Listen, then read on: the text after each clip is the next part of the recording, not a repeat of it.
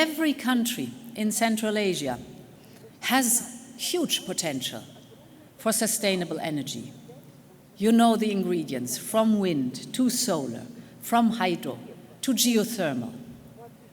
And this is why the European Union is investing in clean energy across this region, including the record-breaking Rogun Dam in Tajikistan and the Kambarata Dam in Kyrgyzstan. They will generate enough energy not only for their two countries, but also to export across Central Asia.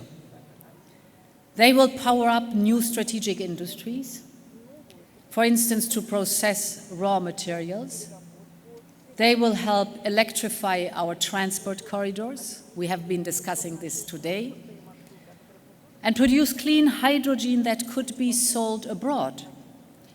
So this is truly a mutual benefit.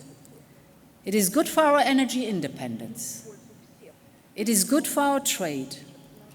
And of course, it is good for our common planet, for climate, and for the protection of our nature.